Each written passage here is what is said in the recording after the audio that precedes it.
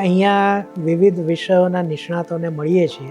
આજે આપણી સાથે છે ડોક્ટર હર્ષિલ, ઓર્થોપેડિક સર્જન છે અમદાવાદના. Most welcome to podcast diaries. Thank you. પ્રણામ. જય જિનેન્દ્ર.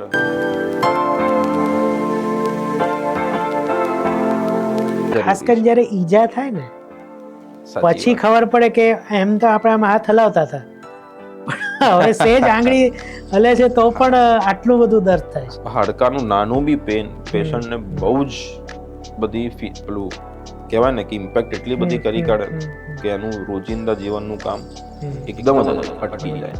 આખી જિંદગી આપણા હાડકા મજબૂત જ રહે ખરા? એ શક્ય છે? બહુ જ તમે થોડો વેગ પ્રશ્ન પૂછ્યો. હાર્ડ વૈદા પણ એવું કે તમારાથી રડી પડાય એવું એ કરી દે, તો એ પદ્ધતિને એટલે એ પદ્ધતિને તમે કેવી રીતના જુઓ છો? હું આનો થોડો પ્રેક્ટિકલ તમને આન્સર આપું. જી.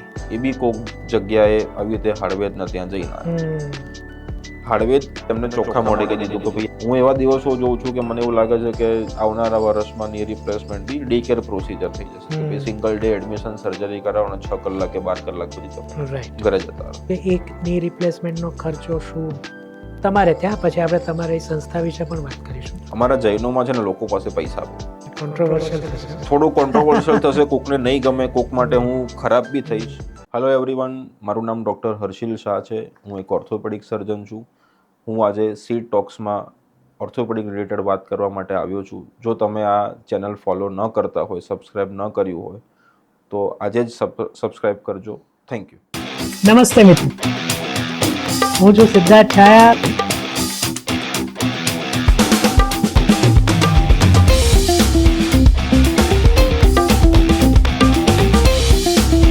તો સ્વાગત છે તમારું સીડ ટોક્સમાં.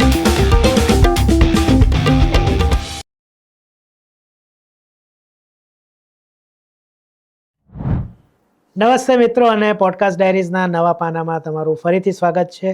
હું છું સિદ્ધાર્થ છાયા, અને આપણે અહીંયા વિવિધ વિષયોના નિષ્ણાતોને મળીએ છીએ.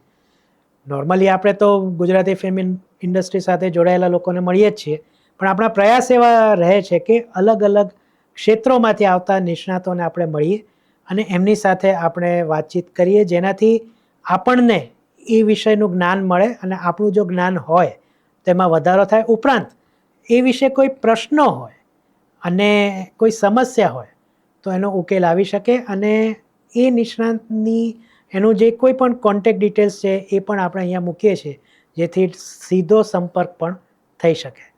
તો આજે આપણી સાથે છે ડૉક્ટર હર્ષિલ, જે ઓર્થોપેડિક સર્જન છે અમદાવાદના, અને એમની સાથે આજે આપણે વાત કરીશું. હર્ષિલભાઈ, most welcome to podcast diaries. Thank you. પ્રણામ. જય જિનેન્દ્ર. જય જિનેન્દ્ર. તમે મને અહીંયા ઇન્વાઇટ કર્યો. Thank you. Thank you. મારા માટે તો આ નવા એક્સપિરિયન્સ છે, પણ હું મારો બનતો પ્રયત્ન કરીશ કે કંઈક ઇન્ફોર્મેટિવ હું આપી શકું. અને આપણે એ જ વાત કરીશું જે એક સામાન્ય વ્યક્તિના મનમાં ના ચોક્કસ પણ ઓર્થોપેડિક વિશે જે હોય એ. ચોક્કસ. આપણે શરૂઆત છે ને, મને એક ગમતા, હું ફિલ્મનો માણસ છું, મને ગમતા ડાયલોગથી કરીએ છીએ. ચોક્કસ. મુન્નાભાઈ MBBSમાં એક ડાયલોગ હતો કે આપણા શરીરમાં 206 હાડકાં હોય છે, તોડતી વખતે આપણને ખબર હતી એમ. તો ટૂંકમાં આપણા આ હાડકાનું મહત્વ આપણા શરીર માટે શું છે? એકદમ બેઝિક સવાલ કે આપણા શરીરમાં હાડકાં ન હોય. હાડકાં એટલે સ્કેલેટલ સિસ્ટમ. જી. તમારા શરીરને સ્ટ્રક્ચરલ સપોર્ટ કોણ આપે? તો હાડકાં આપે. તમે જ્યાં ચાલો છો, બેસો છો, પલાઠી વાળો છો, કામ કરો છો, પર્સનલ ગણી લો, પ્રોફેશનલ ગણી લો, કોઈ બી માટે તમારે સ્ટ્રક્ચરલ સપોર્ટ બહુ જરૂરી છે. એકલું મસલથી કામ થાય તો એકલા મસલથી ક્યારેય કામ ના થાય. મસલ કામ તો જ કરે કે જો એનું અટેચમેન્ટ હાડકા પર હોય તો. એટલે તમારી રોજિંદી બધી જ પ્રક્રિયામાં હાડકાનો રોલ બહુ અગત્યનો છે. Right. It's a structural support system. તો હાડકાં અને મસલ સાથેનો સંબંધ કંઈ ખરો? Direct, indirect? આખી બોડી ઇન્ટરકનેક્ટેડ છે. મસલ તો જ કામ કરે કે જ્યાં એની મસલ ક્યાં અટેચ હોય. મસલ હંમેશા હાડકા પર અટેચ હોય, અને ઉપર અને નીચે એનો જોઈન્ટ આવે. જોઈન્ટ એટલે કે એનું ટર્મિનલ. ઓફકોર્સ. તો મસલ છે એ લાલ કલરનું હોય હંમેશા. મસલ જ્યારે હાડકા સાથે ભેગું થાય ને અમારી ભાષામાં ટેન્ડન કહેવાય કે એ વ્હાઇટ કલરનું સ્ટ્રક્ચર હોય. મસલ ડિરેક્ટલી કોઈ એક્શન ન કરે, રાઈટ. મસલ જ્યારે હાડકા પર ટેન્ડનના રૂપે ભેગું થાય પછી જે મસલની એક્શન થાય. તમારે કોઈ પણ ધારો કે તમારે સિમ્પલી આમ મુઠ્ઠી વાળવી છે તો આપણા માટે તો કેવું છે કે બહુ નાની વસ્તુ છે, મેં આમ કહીને મુઠ્ઠી વાળી દીધી. હવે એના માટે કેટલા બધા મસલ આ હાડકાના, આ હાથના જે નાના નાના હાડકાઓ છે એની કેટલી બધી મુવમેન્ટ એક સાથે થાય તો આની અસર થાય. હવે આપણું બોડી એટલું બધું ભગવાને સારું બનાવ્યું છે કે ઘણી ઘણી નાની વસ્તુની છે ને આપણને કદાચ એટલી બધી વેલ્યુ નહીં, કેમ કે આ પેલું સબકોન્શિયસ માઇન્ડથી આ બધી વસ્તુ થઈ શકતી. હવે જેની પાસે આ વસ્તુ નથી ને એને ખબર છે કે ભાઈ એક આટલી મુવમેન્ટ માટે કેટલા મસલ અને કેટલા હાડકા અને ખાસ કરીને જ્યારે ઈજા થાય ને પછી ખબર પડે કે એમ તો આપણે આમ હાથ હલાવતા હતા પણ હવે સેજ આંગળી હલે છે તો પણ આટલું બધું દર્દ થાય છે. એક નાનું હાડકાનું નાનું બી પેન પેશન્ટને બહુ જ બધી પેલું કહેવાય ને કે ઇમ્પેક્ટ એટલી બધી કરી કાઢે કે એનું રોજિંદા જીવનનું કામ એકદમ જ અટકી જાય. એટલે હાડકા સ્ટ્રક્ચરલ સપોર્ટ માટે બહુ જરૂરી છે.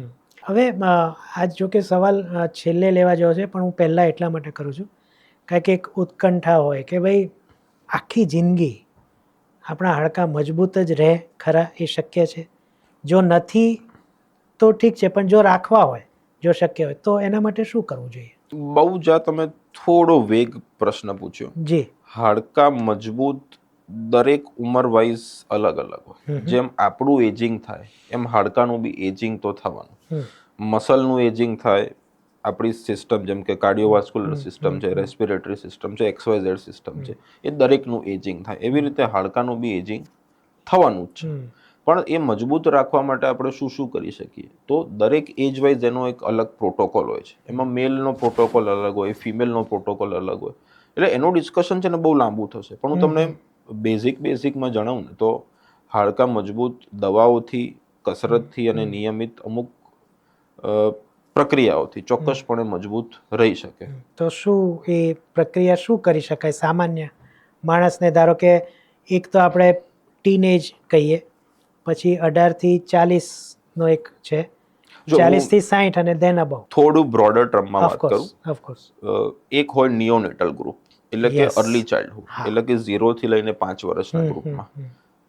તો તમે ઘણા પેશન્ટો અમે એવા જોતા હતા કે જે લોકોને જન્મજાત હાડકામાં કેલ્શિયમનું પ્રમાણ ઓછું. તો એનું શું કારણ? એક તો સગર્ભા અવસ્થામાં એટલે પ્રેગ્નન્સી દરમિયાન એની મધરે કેટલું ધ્યાન રાખ્યું છે, કયો કયો આહાર લીધો છે, એના પર બહુ જ મોટો એક આનો રોલ હોય છે. એટલે અત્યારે તમે જોશો ને તો પ્રેગ્નન્સી બહુ જ પેલી કેરટેકિંગ વાળી વસ્તુ થઈ ગઈ. દરેક લોકો, દરેક જે કપલ છે એટલું બધું કોશિયસ થઈ ગયા કે જે સારી વસ્તુ છે. પહેલા એટલી બધી અવેરનેસ નથી. પહેલા 2 કે 3 છોકરાઓ, એમાંથી અમે 2 છોકરા એવા જોતા હતા કે રિકેટ્સ જેને થયું. રિકેટ્સ એટલે શરૂઆતથી જેના હાડકા પોચા હોય, કેમ કે એમાં વિટામિન D3 ન મળ્યું હોય છોકરાને એટલું. એટલે જન્મજાત જ એને ડિફોર્મિટી કોઈક ને કોઈક હોય. એટલે હું જો નાના એજ ગ્રુપની વાત કરું તો એમાં પ્રેગ્નન્સી બહુ મોટો રોલ ભજવે છે. બીજું આવી જાય અર્લી એડોલેસન્ટ, એટલે કે અને પ્યુબર્ટલ એજ, એટલે કે માની લો કે આપણે 14-15 વર્ષથી લઈને આપણે 30-35 વર્ષ સુધીનો એક ટાર્ગેટ ઓડિયન્સ ગણીએ. તો એમાં હાડકા પોચા જે થાય એને અમારી ભાષામાં ઓસ્ટિયોમલેશિયા કહેવાય. ઓકે. ઓસ્ટિયોમલેશિયા એટલે નોર્મલી જે હાડકાની ઘનતા હોવી જોઈએ એટલી ઘનતા ન રહે. તો કેમ નથી રહેતી? તો એનો સૌથી મોટો કારણ છે ફૂડ હેબિટ. શેમાંથી પહેલાં તો કેલ્શિયમ મળે? મિલ્ક, દૂધ, ડેરી પ્રોડક્ટ એટલે કે paneer, tofu, cheese, green vegetables, lattice, spinach, પછી મખાના તમે ગણી લો, સોયાબીન ગણી લો, પછી અમુક નટ્સ એટલે આલમંડ ગણી લો, ચિયારી સીડ ગણી લો. એવી બધી વસ્તુઓ છે કે જેમાંથી મેક્સિમમ કેલ્શિયમ બને. હું આ વેજ સોર્સની વાત કરું છું. નોનવેજમાં તમે એગ ગણી લો, ફિશ ગણી લો. હવે આપણા આહારમાંથી અત્યારે આ બધાની માત્રા એટલી બધી હદે ઓછી થઈ ગઈ. એના 2 કારણો છે. એક, જંક ફૂડ અત્યારે વધી બી ગયું છે, અને બીજું ગુણવત્તાવાળું તમને દૂધ કે પનીર મળવું એ બી એક અત્યારે તો બહુ મોટો પ્રશ્ન થઈ ગયો છે. હમણાં હું કંઈક પેપરમાં વાંચતો હતો કે આટલા કિલો નકલી પનીર મળ્યું કે દૂધમાં ભેળસેળ થઈ ગઈ. પહેલાં તમે ગામડામાં જોતા હતા તો પેલું લોકો ડેરીનું તાજું દૂધ પીતા હતા. અત્યારે આપણે મોટાભાગે કોઈક ને કોઈક થેલીનું કંપનીનું છે, થેલીનું દૂધ પીએ છે, તો એની બી ગુણવત્તા ધીમે ધીમે ઓછી થતી ગઈ. તો એના લીધે થઈને યંગર એજ ગ્રુપમાં પણ હાડકાં પોચા જોવા મળે છે. અને લેટ એજમાં તમે ગણો કે 40-45 પ્લસ, તો એને અમારી ભાષામાં ઓસ્ટિયોપોરોસિસ કહેવાય. ઓસ્ટિયોપોરોસિસ એ ટિપિકલ બોનનું એજિંગ છે. હવે મેલના ફેક્ટર અલગ અલગ છે, ફિમેલના ફેક્ટર અલગ અલગ છે. મોટાભાગે ફિમેલમાં તમને ઓસ્ટિયોપોરોસિસ વધારે જોવા મળે. તો કેમ વધારે જોવા મળે? તો મેનોપોઝ આવે એટલે સડન હોર્મોનલ ચેન્જીસ આવે, તમારું એસ્ટ્રોજન બહુ જ ઓછું થઈ જાય અને હોર્મોનલ ઇમ્બેલેન્સના લીધે થઈને સડન શરીરમાંથી કેલ્શિયમ લોસ થાય, એટલે એને ઓસ્ટિયોપોરોસિસ કહેવાય. એટલે દરેક ગ્રુપમાં જે બી વસ્તુ થાય છે એનું કંઈક ને કંઈક અલગ કારણ છે, પણ હા, જે પાછળની એજમાં થાય છે એ તો ટિપિકલી બોન એજિંગ છે. તો આ તમે કીધું કે બાળપણથી એટલે સગર્ભા અવસ્થાથી જ ધ્યાન ના આપવામાં આવે, તો શું ધ્યાન આપવું જોઈએ? દરેક ગાયને કે એમનો એક અલગ પ્રોટોકોલ બનાવ્યો છે કે અમુક સપ્લિમેન્ટ એમને કમ્પલસરી કરી દીધા, જેમ કે વિટામિન D3 છે, કેલ્શિયમ ઇન્ટેક છે, આયર્ન વાળો આહાર છે, કે જેનાથી તમને હિમોગ્લોબિન બી તમારું મેન્ટેન રહે અને તમને આ બધા સપ્લિમેન્ટ મળે. દેશી તમે ઘણા જોતા હશો કે ઘણા પ્રેગ્નન્સીમાં શું કરે કે ભાઈ તલવાળો આહાર વધારી દે, કચરિયું ખવડાવે, સૂંઠની વસ્તુ બનાવીને ખવડાવે કે XYZ વસ્તુ ખવડાવે. એ બધો દેશી ઉપચાર હતો. હવે એ બધો ઉપચાર ધીમે ધીમે ઓછો થતો ગયો, એટલે લોકોને ટેબ્લેટ ફોર્મ પર શિફ્ટ થવું પડ્યું. કરવું જોઈએ, બિલકુલ કરવું જોઈએ. તલવાળો આહાર બિલકુલ પ્રેગ્નન્સીમાં લેવો જોઈએ, એનાથી બહુ જ ફરક પડતો હોય છે. પછી જેમ તમે કીધું મિલ્ક છે, એટલે મિલ્ક પ્રોડક્ટ્સ છે, એ પણ લેવી જોઈએ, ચોક્કસપણે લેવી જોઈએ. એટલે તમે પ્રેગ્નન્સી જો સારી રીતે સાચવી લો ને, તો મને લાગે છે કે નિયોનેટલને એટલી બધી જરૂરિયાત બીજી કોઈ રીતે ન પડે. માની લો કે નિયોનેટલને કદાચ જરૂરિયાત આ બધું કર્યા પછી બી એને પડે છે, તો એની ટ્રીટમેન્ટ તો બહુ જ નોર્મલ છે. એનું એક અલગથી કેલ્ક્યુલેશન છે, એના વેટ પ્રમાણે એની કેટલી ડિફોર્મિટી છે, એનું બોન કેટલું બહુ છે એટલે કે વળેલું છે, એના પરથી અમે એક ફોર્મ્યુલા બનાવ્યું છે. અને ફોર્મ્યુલા પરથી અમે મોટાભાગે એને વિટામિન D3 સપ્લિમેન્ટેશન અને ફોસ્ફેટને એનું જરૂર પડે તો સપ્લિમેન્ટેશન આપતા હોઈએ છીએ. તો એનાથી મોટાભાગના નિયોનેટલ ગ્રુપના જે લોકો છે એ તો રિકવર થઈ જતા હોય છે. હવે એક એવું બની શકે કે જન્મ સમયે તો યોગ્ય હોય, પણ જેમ જેમ છોકરું મોટું થતું જાય એમ હાડકાં કોઈ કારણોસર નબળા પડે, તો એવા કોઈ કારણ ખરા? અને હોય તો શું, અને એનો ઉપચાર શું? હા, એવા કારણો ખરા. ટીનેજ સુધી પહોંચે અથવા તો એ પહેલા જ હાડકાં નબળા પડવા? હા, એટલે માની લો કે તમે એક યંગ એડોલેસન્ટ છો, પણ તમે ફિઝિયોલોજીકલી ઓકે છો. દેટ મીન્સ કે તમારી એન્ડોક્રાઇન સિસ્ટમ, તમારા હોર્મોનલ લેવલ અને બાકી બધું નોર્મલ છે. તો તમે ફૂડ સપ્લિમેન્ટ, અમુક વ્યાયામ છે, યોગાસન કરો, એ બધાથી ચોક્કસપણે તમે સારા થઈ જાઓ. માની લો કે કોઈકને એન્ડોક્રાઇનમાં તકલીફ છે, એટલે કોઈકને કોઈક હોર્મોનલ ઇમ્બેલેન્સ છે, કોઈક સિન્ડ્રોમ છે, જેમ કે ડાઉન સિન્ડ્રોમ તમે ગણી લો કે XYZ સિન્ડ્રોમ ગણી લો, કે એમાં ઓલરેડી એ તે વસ્તુને તમે ફોકસ કરો તો તમને આમાં રિઝલ્ટ મળે. ખાલી ને ખાલી હું કહું કે ભાઈ તમે ડેરી પ્રોડક્ટ લો, કે તમે વ્યાયામ કરો, કે તમે યોગા કરો, કે તમે XYZ વસ્તુ કરો, એનો ચોક્કસપણે ફરક પડે, પણ એના માટે તમારું ઇવેલ્યુએશન બરાબર થવું જોઈએ કે ભાઈ પ્રોપર ખાલી ને ખાલી અને કેલ્શિયમની કે વિટામિન D3ની જ ઉણપ છે. હા, એની ઉણપ હોય તો આપણે એનો ઈલાજ કરીએ, પણ માની લો કે બીજું કોઈક એમને ઇમ્બેલેન્સ છે. અમે ઘણીવાર અમે એન્ડોક્રાઇનોલોજીસ્ટને એકવાર કન્સલ્ટ કરવા માટે યંગ લોકોને મોકલતા હોય છે કે ભાઈ તમારા મેલ હોય તો એનો ટેસ્ટોસ્ટેરોન લેવલ નોર્મલ છે, એનું થાઇરોઇડ ફંક્શન નોર્મલ છે, કોઈ પ્રી ડાયાબિટીક નથી, એ બધા ચેકઅપ લિસ્ટ છે. જો એ બધું નોર્મલ હોય તો પછી આપણે પ્યોરલી ઓર્થોપેડિક ટ્રીટમેન્ટ ચાલુ કરીએ. પણ માની લો કે એમાં કોઈ હોર્મોનલ ઇમ્બેલેન્સ છે, તો આપણે એમની ગાઈડલાઇન સાથે સાથે અમે અમારી ટ્રીટમેન્ટ કરતા હોય છે, તો એનાથી સારું થઈ જાય છે. તમે આજકાલ જોતા હશો કે ફિમેલમાં પેલું PCOD બહુ વધી ગયું છે. PCOD એટલે પોલિસિસ્ટિક ઓવેરિયન ડિસીઝ. એના લીધે થઈને બી સડન ચેન્જીસ આવતા હોય છે, હોર્મોનલ ઇમ્બેલેન્સ થતું હોય છે, તો એના લીધે બી થઈને યંગ ફિમેલ, મારા ત્યાં આજકાલની ઓપીડીમાં 25 વર્ષની 30 વર્ષની ફિમેલ આવે છે કે સાહેબ મને બેક પેન થાય છે, કે મને બોડી એક થાય છે. એ યુઝ્યુઅલી પહેલા એવું જોવા નહોતું મળતું કે કોઈ 30 વર્ષનું પેશન્ટ મારા ત્યાં એવું કહે કે સાહેબ મને બેક પેન થાય છે, પણ હવે એ લોકો વધવા માંડ્યા છે. એટલે એક એ પ્રશ્ન છે કે શું આટલી ઉંમરે ઘણા લોકો મને પૂછતા હોય કે એની મમ્મી કે એમના પેરેન્ટ્સ ગાર્ડિયનને કોઈકને લઈને આવ્યા હોય, સાહેબ મને કોઈ તકલીફ નથી, નાના અત્યારથી 25 વર્ષે તકલીફ પડે છે. એમને સમજાવવું પડે કે ભાઈ એવું જરૂર નથી કે ખાલી ને ખાલી ઓર્થોપેડિક પોઈન્ટ ઓફ વ્યૂથી જ હોય. હા, એનો ઓર્થોપેડિક પોઈન્ટ ઓફ વ્યૂ જરૂરી છે, પણ તમે બીજો વર્કઅપ કરાવો. આજે હેલ્થ ચેકઅપનું કેમ આટલું બધું અવેરનેસ વધી ગઈ? એ જરૂરી છે હેલ્થ ચેકઅપ. રાઈટ. આપણે શું છે કે ખાલી ને ખાલી ટ્રીટમેન્ટ પર જ ફોકસ કરીએ છીએ. આપણે હેલ્થ પાછળ બીજો કોઈ ખર્ચો કરવા માટે આપણને બર્ડન જ લાગે. તમે ક્યારે વિચાર્યું તમે દર 6 મહિને તમે હેલ્થ ચેકઅપના રિપોર્ટ કરાય કે તમે કોઈ ફિઝિશિયનને મળી આવે કે સાહેબ મારા બધા પેરામીટરો નોર્મલ છે કે નહીં? એટલી બધી હજી અવેરનેસ જ પેદા નથી. એટલે મેઇન આ વસ્તુનો મોટિવ એ છે કે તમે એટલીસ્ટ અવેર થાઓ. જો અર્લી વસ્તુ તમે પકડી લેતા હો તો એનો અર્લી ઇલાજ કરો, તો આગળ જતા આ બધી તકલીફ તમને ના પડે. રાઈટ. હવે મને અત્યારે વાત થઈ ને તો મને આમ નાનપણની એક વાત યાદ આવી. હું આમ એવરેજ હાઇટનો છું, એટલે એ સમયે અમારા વડીલોને બધા એમ કે ભાઈ પુલઅપ્સ કર, એટલે કે લટકીને આમ કર તો હાઇટ વધશે. તો એ સાચું છે કે લંબાઈ, એટલે ઓફકોર્સ હાડકાં વધે તો જ લંબાઈ વધે, તો એની પાછળ ડીએનએ જવાબદાર હોય છે કે આવી કોઈ પ્રવૃત્તિ કરવાથી પણ નોર્મલથી થોડીક હાઇટ વધી જાય? આ બહુ મોટું મિથ છે. It's a pure genetic. આમાં તમારા પેરેન્ટ્સની હાઇટ કેટલી હતી, એના જીન્સથી તમે હાઇટ, તમે વેટ મોડિફાઈ કરી શકો, તમે હાઇટ મોડિફાઈ ના કરી શકો. એ તમને જે મળી એ જ મળી છે. અત્યારે અમે ઘણીવાર છે ને લિમ્બ લેન્થનિંગની સર્જરી કરતા હોઈએ છીએ. ઘણા એવા પેશન્ટ આવે છે કે સાહેબ મારે હાઇટ વધારવી છે, હાઇટ વધારવી છે, એટલે એની સર્જરી થતી હોય છે. પણ પ્રેક્ટિકલી તમે વિચાર કરો કે હું કોઈ સાયકલ વધારે ચલાવી લઉં, કે હું પુલઅપ કરી લઉં, કે હું XYZ વસ્તુ કરી લઉં. સાયકલ પણ કરી, ઘણા બધા કહેતા કે સાયકલ ચલાવો એટલે હાઇટ વધશે, હાઇટ વધશે, હાઇટ વધશે. જેમ એક મીથ એવી હતી, હું મારા વિષય પર આવું, ટાઈમ્સ ઓફ ઇન્ડિયા વાંચ એટલે ઇંગ્લિશ સારું થઈ જાય. એક્ઝેક્ટલી. એવું નથી હોતું. એટલે આ વસ્તુ થોડી મિથ છે આમાં કે ભાઈ આવું કરો તો હાઇટ વધી જાય, એવું બિલકુલ નથી હોતું. એટલે ટૂંકમાં એવરેજ હાઇટના માતા પિતા હોય પણ છોકરો લાંબો હોય તો ક્યાંક કોક ડીએનએ મેચ થયો છે, અથવા વિરુદ્ધ હોય તો. બિલકુલ સાચી વાત છે. મોટા ભાગે જે 10 થી 13 વર્ષની ઉંમર છે તમારી, એમાં મેક્સિમમ હાઇટ વધે.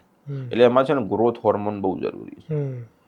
એટલે ગ્રોથ હોર્મોન એ તે સમયે તમારા શરીરમાં કેટલો છે એના પરથી ફાઇનલ હાઇટ નક્કી થતી હોય છે.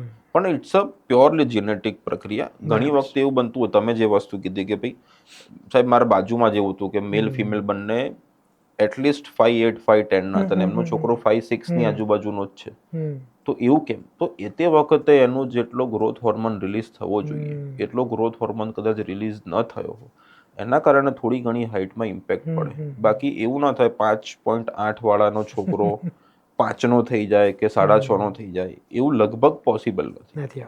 તમારે ત્યાં હું પહેલી વાર આપણે મળ્યા ને ત્યારે હું જ્યારે બહાર નીકળતો ત્યારે એક નાનકડો છોકરો, માંડ 2.5-3 વર્ષનો કે 5 વર્ષનો, એ કંઈક અચાનક પડી ગયો ને આવ્યો ને આમ.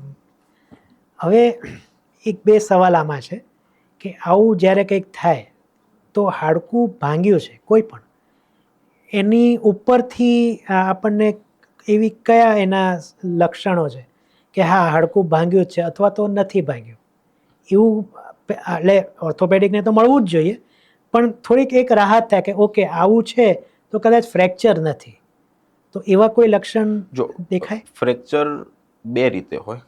એક હેરલાઇન, એટલે કે જેમાં પૂરેપૂરું હાડકું ન તૂટ્યું હોય, એક સમયમાં થઈ ચૂક્યું છે, એનો કોઈ એક પાર્ટ કે કોઈ એક વસ્તુ સેજ તૂટી હોય. એમાં તમે જનરલી એઝ અ પેશન્ટ લેવલે તમને એટલી બધી આઈડિયા ન આવે કે ભાઈ મારું આ ફ્રેક્ચર જ હશે કે નહીં હોય. હા, અસહ્ય પેન થાય.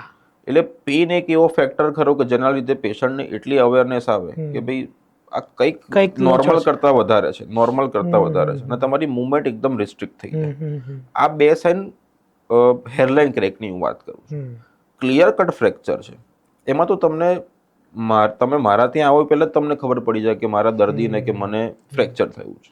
કેવી રીતે? તો એનો આખો શેપ જ ચેન્જ થઈ જાય, એને અમારી ભાષામાં ડિફોર્મિટી કહેવાય. જેવું હાડકું તૂટે એટલે એનો હાથનો કે પગનો કે XYZ જગ્યા જ્યાંનું ફ્રેક્ચર થયું ત્યાંનો તમારે આખો શેપ બદલાઈ જાય.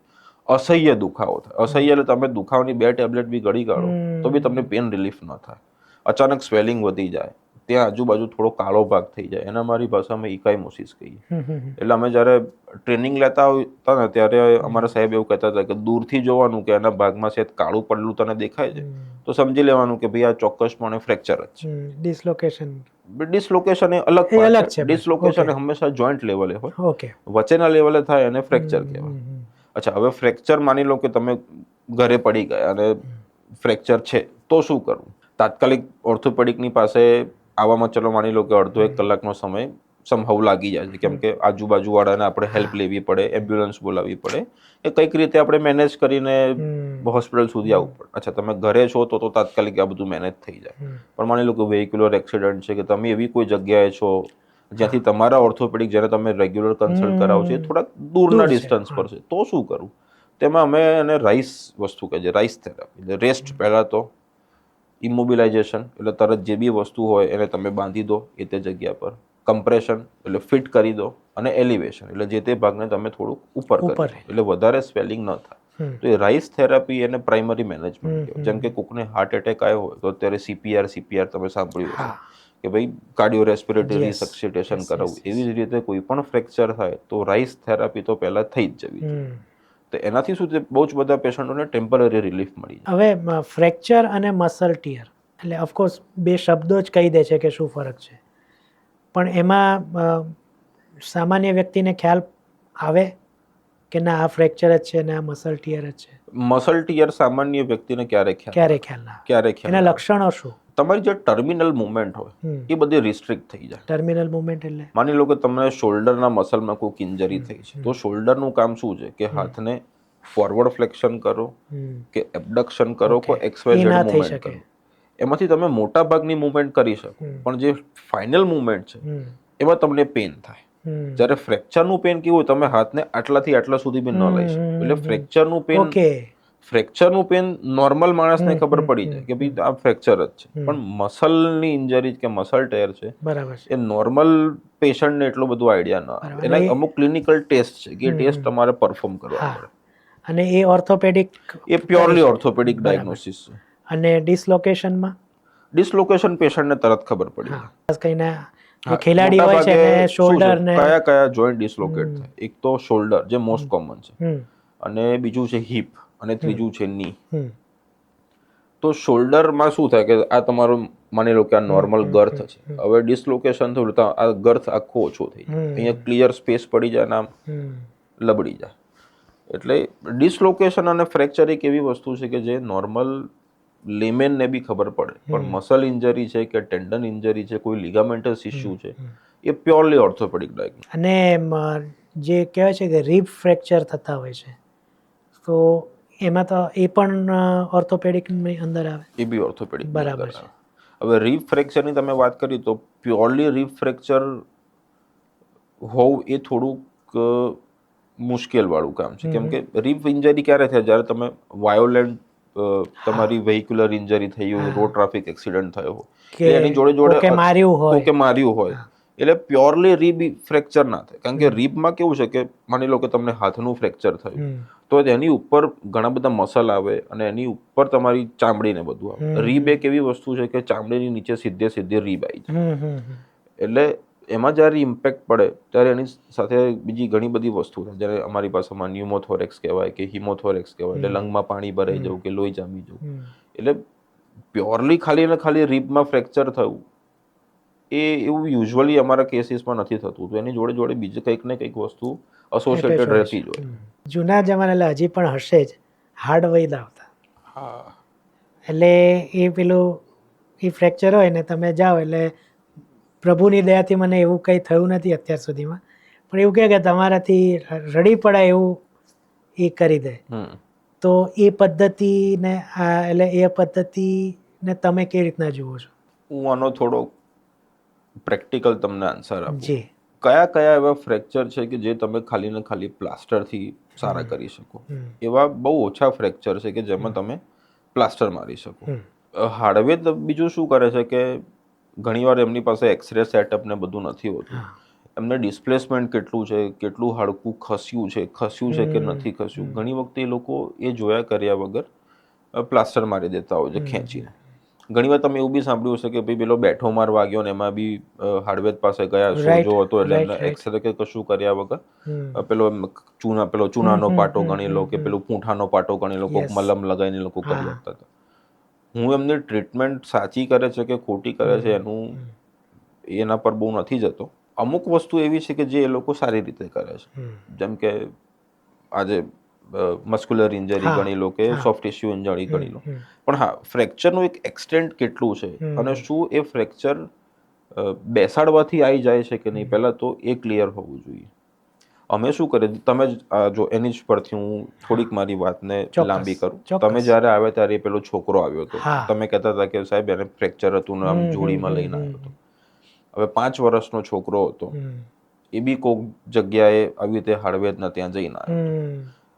હળવેદ એટલા ફોર્ચ્યુનેટ હતા એટલે એમને ચોખ્ખા મોઢે કહી દીધું કે ભાઈ આ મારું કામ નથી, આ તમે ઓર્થોપેડિક પાસે જાઓ. એટલે એવા બી હળવેદ છે કે એ જેન્યુઅન પ્રેક્ટિસ કરે છે કે ભાઈ એમને ખબર છે કે એમની લિમિટેશન શું છે અને એ કામ એમનું નથી, તો એ જે તે ઓર્થોપેડિકને રિફર કરતા હોય કે ભાઈ તમને જે ઠીક લાગે તમારા જે ઓર્થોપેડિક ડોક્ટરો તમે એમને મળી લો. હવે એનું હતું આ આપણું જે હ્યુમરસ કહેવાય, એટલે જે આપણું હાથનું જે હાડકું હતું એ તૂટ્યું હતું 5 વર્ષે. હવે મારે એને બેસાડવું તો હતું, પણ હવે કેવી રીતે બેસશે એ બી એક પ્રશ્ન છે. ખાલી હું એને આમ ખેંચી અને બેસાડીને પ્લાસ્ટર મારી દઉં તો એ સાચી રીતે બેઠું કે ન બેઠું. એટલે અમે શું કરીએ છીએ કે IITV ગાઈડન્સ કરતા હોઈએ છીએ. એટલે ઓપરેશન થિયેટરમાં લઈ જઈએ, એની 360 ડિગ્રી ઇમેજ તમને ટીવીમાં દેખાય, કન્ટિન્યુઅસ શૂટ લઈએ અમે. એટલે પ્રોપર એ બેઠું કે ન બેઠું, જ્યાં સુધી અમને સેટિસ્ફેક્ટરી ન લાગે કે ભાઈ આ પ્રોપર નથી બેઠું, ત્યાં સુધી અમે દરેક પ્રયત્નો કરીએ છીએ કે ભાઈ એ હાડકું પ્રોપર અલાઇન થાય. એટલે આનો એડવાન્ટેજ એ છે ઓર્થોપેડિકને તમારે કન્સલ્ટ કરવાનો કે તમને પ્રોપર એક ડાયગ્નોસિસ મળે. હા, એને ડૉક્ટરને એવું લાગે કે ભાઈ આ પ્લાસ્ટરથી કે XYZ ઇમોબિલાઇઝેશનથી સરખું થઈ જશે, તો અમે એવા પ્રયત્નો બી કરીએ છીએ. જેમ કે મોટાભાગે કાંડાના ફ્રેક્ચરો છે, ઘૂંટીનું ફ્રેક્ચર છે, એવા અમુક ફ્રેક્ચર છે જે અમે પ્યોરલી પ્લાસ્ટરથી સારા કરતા હોઈએ છીએ. પણ એ કઈ ટેકનિકથી બેસાડવાનું, કેવી રીતે બેસાડવાનું અને બેઠું કે નહીં એ ડબલ ક્રોસ ચેક કરવાનું. એટલે મારે તે એક્સરે સિસ્ટમ બી અલગ છે અને મારાથી IITV સિસ્ટમ બી અલગ છે. એટલે અમે એક્સરેમાં બી ક્રોસ ચેક કરતા હોઈએ છીએ અને ડબલ ક્રોસ ચેક અમે IITVમાં બી કરતા હોઈએ છીએ. એટલે તમને રિયલ ટાઈમ ઇમેજ મળે, બધું પ્રોપર હોય એ પછી જ અમે પ્લાસ્ટર મારતા હોઈએ છીએ. રાઈટ. હવે આપણે આજે ફ્રેક્ચરની ને એની વાત કરી, તો ડિસલોકેટ થાય કે તમે એને વિધાઉટ ઓપરેશન કરી દો તો એ જે તે જગ્યાના આકારમાં પછી બહારથી ફેર પડે, અમુક કિસ્સામાં કરવું જ પડે અથવા તો એના સિવાય ચાલે નહીં, એવું થતું હોય છે? હા, થતું હોય છે ને. હાડકું જોડાવું એક કુદરતી પ્રક્રિયા છે. એનો એક સ્ટેજ છે. કોઈ પણ હાડકું 1.5 મહિને સંધાવાની શરૂઆત થાય ત્યારે સોફ્ટ કેલસ બને, પછી એ ધીમે ધીમે હાર્ડ કેલસ બને અને હાર્ડ કેલસથી પછી એ રીમોડલ થાય અને પછી એ રીશેપ લે. ઘણીવાર એવું બી બન્યું છે કે ભાઈ 100% અમે રિડક્શન લાયા હોય કે 0 એ તે વખતે કરીને મૂક્યું હોય, તો પણ થોડોક આકાર બદલાયો હોય. એ આકાર ડૉક્ટરને ખબર પડે પણ પેશન્ટને ખબર ના પડે. એ ફિઝિયોલોજિકલ યુનિયન થયું, એટલે કે કુદરતી પ્રક્રિયાથી થયું. એમાં પેશન્ટને ક્યારેય એની કોઈ પણ એક્ટિવિટીમાં તકલીફ ન પડે. અને બીજું એક છે માલ યુનિયન, એટલે કે ખોટી રીતે હાડકું સંધાવું. અને ત્રીજું છે નોન યુનિયન, એટલે હાડકું ન સંધાવું. જો માલ યુનિયન થાય તો એ ડૉક્ટર અને પેશન્ટ બંનેને ખબર પડે. એ થવા પાછળનું કારણ શું હોઈ શકે? ક્યાં તમે પ્રોપર રીતે એને હાડકું નથી બેસાડ્યું એ તે વખતે, ક્યાં તો એ તે વખતે બેઠું હોય ને પછી એ ખસી ગયું હોય ને એ તે વખતે ડૉક્ટરે પેશન્ટે કાં તો XYZ જે ટ્રીટમેન્ટ કરતું હોય એને પ્રોપરલી એને એડ્રેસ ન કર્યું હોય તો માલ યુનિયન થાય. માલ યુનિયન થાય એટલે પેશન્ટની કોઈક એક્ટિવિટી છે એ હેમ્પર થાય અને ગ્રોસલી ડિફોર્મ, એટલે કે તમને જોઈને ખબર પડી જાય કે ભાઈ કંઈક બરાબર નથી આમાં. હા, તમને પેન જતું રહે, માલ યુનિયનમાં ક્યારે પેન ના હોય, પણ એક એવી મુવમેન્ટ છે કે જે તમે ન કરી શકો. એટલે પહેલાં તો કેવું હતું કે જે આવ્યું જેટલું થયું એટલું એક્સેપ્ટેબલ હતું. પહેલા લોકો એવું કહેતા હતા કે હાડકું તૂટે તો પછી સાહેબ આવું જ હોય. ઇવન મારા દાદા કે એ લોકો કહેતા હતા તો કે 80-20 જ રેશિયો હોય, 80% જ રિકવરી મળે. એટલે એ તે જમાનામાં લોકોની એક્સપેક્ટેશન બી એવી હતી. હવે કેવું છે કે આજના જમાનામાં લોકોની એક્સપેક્ટેશન આખી બદલાઈ ગઈ. લોકો આજે આ બધી બાબતમાં તો બહુ અવેર થઈ ગયા. તમે જોતા હશો કે પહેલા આવું કંઈ બી થાય ને એટલે પહેલા ઓર્થોપેડિકને મળવા જવાનું તો બહુ જ પછી આવતું. અત્યારે હવે કેવું થઈ ગયું છે કે નોર્મલી કોઈને બી જનરલ તકલીફ પડે સીધો ઓર્થોપેડિકને કન્સલ્ટ કરવા આવે. તો એ બધી એક અવેરનેસ છે, કેમ કે એ જાણે છે કે ભાઈ પાછળ જતા જો કંઈક થયું તેના લીધે મારે બહુ મોટી ઇમ્પેક્ટ પડશે. એના કરતાં એક પ્રોપર ડાયગ્નોસિસ બનાવો, પ્રોપર ટ્રીટમેન્ટ કરો, ડૉક્ટરની સલાહ તમે માનો, અને તમને સારું રિઝલ્ટ મળતું હોય. રાઈટ.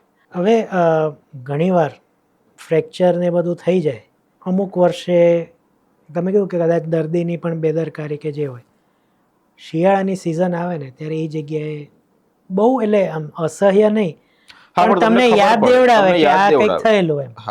તો એ થવાનું કારણ શું ને એ ન થાય કે ભાઈ જ્યારે પણ આ તમે ઓપરેશન કરાવ્યું હોય કે સાંધી દીધો હોય પછી શું એવું ખાવું પીવું જોઈએ કે દવા લેવી જોઈએ કે પછી ભવિષ્યમાં પણ આવી તકલીફ ન થાય?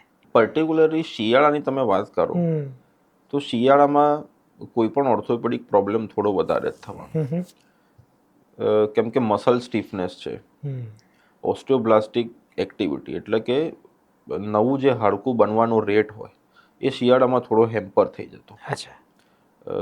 કેમ કે ઓસ્ટિયોબ્લાસ્ટિક એક્ટિવિટી કેવી રીતે થાય કે નોર્મલ એને એક રેટ પર બ્લડ ફ્લો મળતો હોય, એ બ્લડ ફ્લોના લીધે એ એના સેલ ઇન્ક્રીઝ કરતો હોય, એના લીધે થઈને હાડકાને ન્યુટ્રિશન પૂરું પડતું હોય. અને બીજી એક મેડ્યુલરી આર્ટરી બી આવે. એટલે શિયાળામાં કેવું છે કે તમારું ઠંડીના લીધે થઈને તમારું બ્લડ ફ્લો થોડો ઓછો હાડકાને મળતો હોય, એટલે એના કારણે થોડી ઓસ્ટિયોબ્લાસ્ટિક એક્ટિવિટી ઓછી થતી હોય. એટલે તમને શિયાળામાં બોન પેન બી થાય અને મસલ પેન બી થાય. હવે ઘણા બધાને છે ને એ વસ્તુ જોવી જરૂરી છે કે આને પ્યોરલી મસલ પેન છે, મસલ ક્રેમ્પ છે કે આને બોની પેન છે. કેમ કે તમને ત્યાં જ દુખે કે જ્યાં બોન અને મસલનું અટેચમેન્ટ ભેગું હોય. તમને ક્યારે વચ્ચેના ભાગમાં ના દુખે. તમને દુખે તો બી કેવું છે કે ટર્મિનલ પાર્ટમાં દુખે. એટલે બહુ જ બધા લોકોને બોન પેન કરતાં મસલ પેન વધારે હોય છે, પણ એ શિયાળામાં કોમન જ છે. હવે એ ન થાય એના માટે શું કરવું? તો એવું કશું નથી હોતું. તમે કુદરત પર જ અમુક વસ્તુ તમારે છોડી દેવી પડે. હા, એટલે એનું અમુક તમે જોશો કે આ યોગ ને બધું કેમ હવે શિયાળામાં લોકો વધારે કરે છે. ખજૂર છે કે ડ્રાયફ્રૂટ છે કે બધું કેમ શિયાળામાં જ વધારે ખવાય છે. અમુક પાલક ગણી લો કે અમુક આહાર ગણી લો કે કેમ શિયાળામાં જ વધારે ખાવા જોઈએ. એનું એક સાયન્ટિફિક રીઝન છે કે આ બધું ખાવાથી મસલ પેન ને બધું ઓછું થાય, તમારું બ્લડ ફ્લો વધે. રાઈટ. એના માટે આ બધું લોકો વસાણું કહે છે, પણ એનો એકચ્યુઅલ ઉપયોગ આ છે. કેમ આ ઉનાળામાં નથી ખાતા ને કેમ આપણે શિયાળામાં જ ખાઈએ છીએ? કેમ કે ઉનાળામાં ગરમી છે એટલે તમને બ્લડ ફ્લો પૂરતો મળવાનો જ છે. બરાબર. આમાં તમને થોડો ઓછો મળે છે, તમારે સપ્લિમેન્ટ લઈને એને એન્હાન્સ કરવાનું. બરાબર. વસ્તુ એવી છે. હવે આપણી આવી એક બહુ મહત્વના મુદ્દા ઉપર, અને એ છે હાડકાના ઘસારા. તો એ થવા પાછળનું કારણ શું અને નોર્મલી કઈ ઉંમર પછી એ થતા હોય છે, અને ઓછો થાય અથવા મોડો થાય એના માટે શું કરી શકાય? હાડકાનો ઘસારો મોટા ભાગે 2 જોઈન્ટમાં કે 3 જોઈન્ટમાં વધારે થતો હોય છે. સૌથી પહેલા ની એટલે ઘૂંટણ, પછી આવે થાપો, અને પછી આવે શોલ્ડર, અને છેલ્લે આવે સ્પાઇન. ઓકે. ખાલી ને ખાલી ઉંમરનો ઘસારો હોય છે એવું નથી હોતું. ઘસારો થવાના ઘણા બધા કારણો હોય છે. પહેલાં તો ઘસારો અને ઓસ્ટિયોપોરોસિસ એટલે હાડકાની ઘનતા ઓછી થઈ જવી, એ બે અલગ આખી એન્ટાઇટી છે. એટલે બહુ જ બધા લોકોને શું થાય છે કે કન્ફ્યુઝન હોય છે કે ભાઈ આ ઘસારાનો દુખાવો છે કે આ ઓસ્ટિયોપોરોસિસનું પેન છે. ટિપિકલ જે ઘસારાનો દુખાવો છે એ આખો અલગ જ હોય, અને ઓસ્ટિયોપોરોસિસનો દુખાવો કે એની ટ્રીટમેન્ટ આખો ઓપ્શન જ આખો અલગ છે. તો ઘસારો કેમ થાય? પહેલું ડિજનરેટિવ એટલે કે ઉંમરના કારણે ઘૂંટણનો કે કોઈ પણ સાંધાનો ઘસારો થવો. બીજું છે ઇન્ફ્લેમેટરી. ઇન્ફ્લેમેટરી એટલે કે વાની શરૂઆત, સંધિવા ગણી લો, ગઠિયોવા ગણી લો, ફરતોવા ગણી લો, કોઈ એવી ઇન્ફ્લેમેટરી એક્ટિવિટી છે એના લીધે થઈને ઘસારો થતો હોય છે. ત્રીજું છે પોસ્ટ ટ્રોમેટિક એટલે જે તે સમયમાં જોઈન્ટમાં ઈજા થઈ હોય, એ તે વખતે કન્ઝર્વેટિવ મેનેજમેન્ટ કરાયું હોય કાં તો મેનેજમેન્ટ ન કરાયું હોય, એના લીધે થઈને ત્યાંની કાર્ટિલેજ ઘસાઈ જવી કે ત્યાંના લિગામેન્ટ ઓછા થઈ જવા, અને એના કારણે થઈને લેટર સ્ટેજમાં તમને ઘસારો જોવા મળે. બરાબર.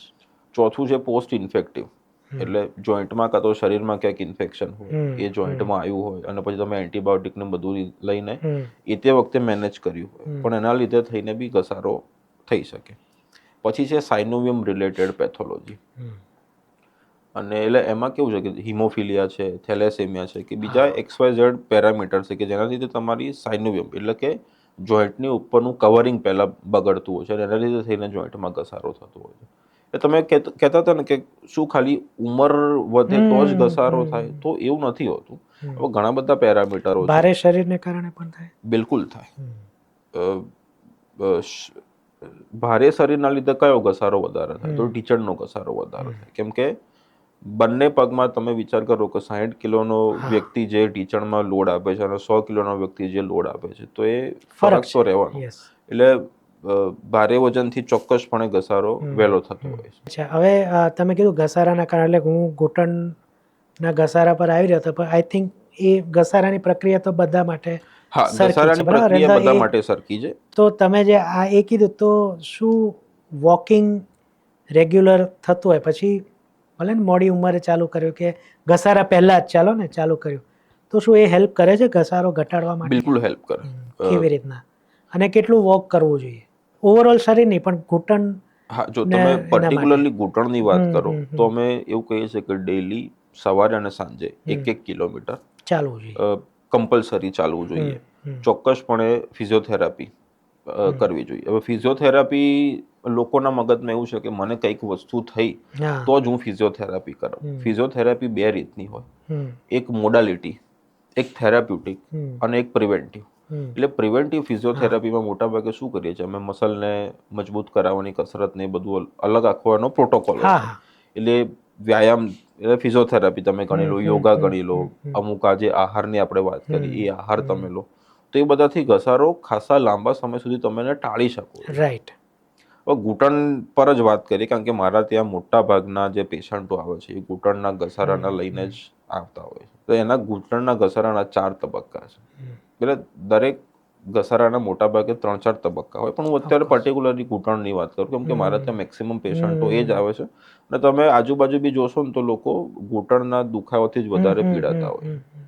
એટલે પહેલા બીજા તબક્કાના પેશન્ટોને તો અમે મોટાભાગે કન્ઝર્વેટિવ મેનેજમેન્ટ જ રાખીએ છીએ. કન્ઝર્વેટિવ મેનેજમેન્ટ એટલે અમુક જે દવાઓ આવે એ દવાઓ, ફિઝિયોથેરાપી થઈ ગઈ, લાઇફસ્ટાઇલ મોડિફિકેશન થઈ ગયું. હા, 90 કિલોનો વ્યક્તિ છે અને એ જો એનું 5 કિલો બી વજન ઉતારી દે ને તો એના ટીચરનો લોડ 50% ઓછો થઈ જાય.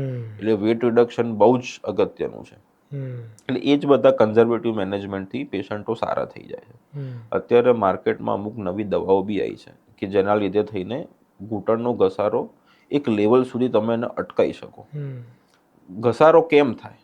ઘસારો શેના લીધે થાય? જેમ કે ઢીંચણમાં ઉપરનું હાડકું છે અને નીચેનું હાડકું છે. હવે આ કન્ટિન્યુઅસ આ મુવમેન્ટ કરવાનું, એટલે આની ઉપર અને આની ઉપર કાર્ટિલેજ એટલે એક પરત આવે. એ પરત જેમ જેમ ઓછી થતી જાય એમ એમ ઘસારો વધતો જાય, અને બંનેની વચ્ચે મેનિસ્કસ એટલે કે ગાદી આવે. એટલે પહેલા તમારી પરત ઓછી થાય અને પછી તમારી ગાદી ઘસાય. એટલે જો પહેલા બીજા તબક્કાના પેશન્ટો છે એને ખાલી ને ખાલી આ પરતમાં જ પ્રોબ્લેમ હોય છે. એટલે અત્યારે નવી દવાઓ એવી બી શોધાય છે કે જેનાથી તમારી પરત એક લેવલ સુધીની મેન્ટેન રહે. થોડી ઘણી એ પરત વધે બી ખરી, ઘણાને ટેમ્પરરી, ઘણાને પરમેનન્ટ બી સારું થતું હોય એવું જોયું છે. એટલે પણ હું એવું કહું કે પહેલા બીજા તબક્કાના છે ને અમે એનો એક ફિક્સ કોર્સ છે, એ કોર્સ આપ્યો તો એને 5-7 વર્ષ તો એને આરામથી થઈ જતા હોય છે. હવે જેમ જેમ ઘસારો આગળ વધે એમ ત્રીજા અને ચોથા તબક્કામાં આવે. ત્રીજો તબક્કો એટલે કોને કહેવાય કે તમારી પરત બી ઓછી થઈ ગઈ અને તમારી મેનિસ્કસ એટલે કે ગાદી બી જતી રહી. અને ચોથો તબક્કો છે કે એમાં ડિફોર્મિટી થઈ ગઈ. ડિફોર્મિટી એટલે બહુ જ બધા લોકોને ઘૂંટણ અંદરની તરફ વળી જાય કાં તો આમ વળી જાય. જ્યાં સુધી તમારી કોઈ ફિક્સ ડિફોર્મિટી ના થઈ હોય ત્યાં સુધી એ ત્રીજા તબક્કામાં જ હોય. એકવાર ફિક્સ ડિફોર્મિટી થઈ ગઈ પછી એને અમે ચોથા તબક્કાનો ઘૂંટણનો ઘસારો કહીએ છીએ. અમારે લોકો તમારું કોક સગું વાલું કંઈક ત્રીજા તબક્કામાં છે ને એને ફિઝિયોથેરાપી કરાવી લીધી, દવાઓ લઈ લીધી, પણ જોઈએ એવો ફરક કદાચ નથી પડતો, તો એનો ઓપ્શન શું? અત્યારે અમે છે ને નીમાં ઇન્જેક્શન બી આપીએ છીએ. તો ઇન્જેક્શન 2-3 ટાઈપના હોય.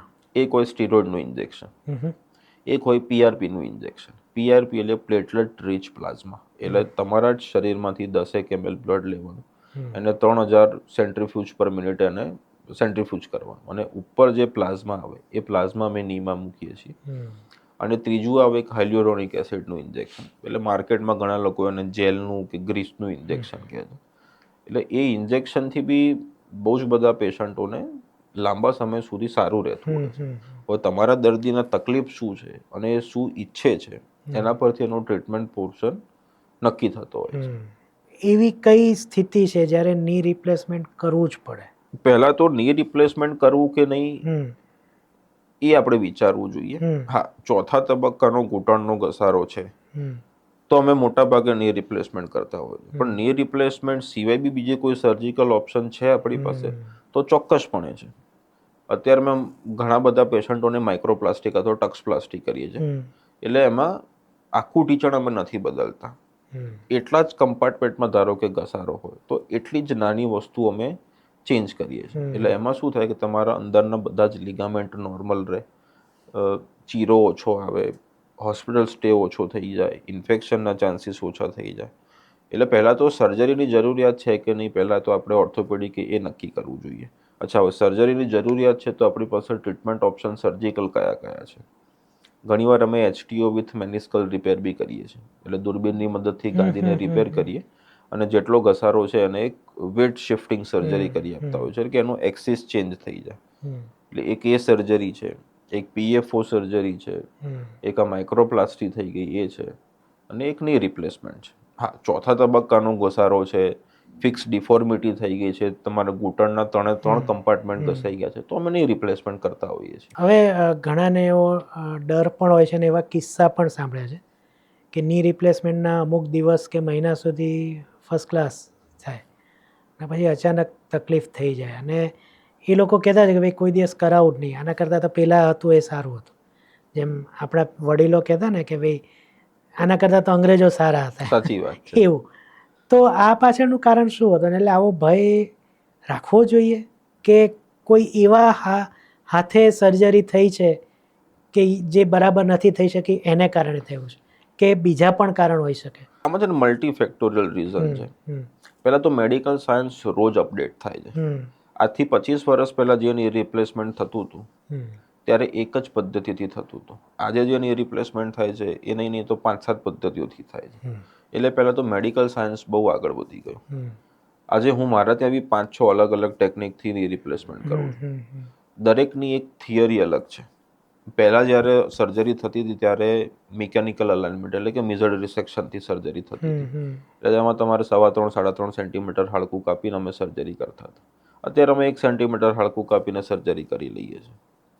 અત્યારે રોબોટિક બી ચાલે છે એટલે અમે રોબોટિક સર્જરી બી કરીએ છીએ. એટલે પહેલાં તો મેડિકલ સાયન્સ બહુ આગળ વધી ગયું, એટલે ટેકનિક આગળ વધી ગઈ, સર્જિકલ સ્કિલ સારી થઈ ગઈ. અત્યારે તમે જોશો કે પહેલાં અમદાવાદમાં કે ગુજરાતમાં ગણ્યા ગાંઠિયા ઓર્થોપેડિક હતા કે જેની રિપ્લેસમેન્ટ કરતા હતા.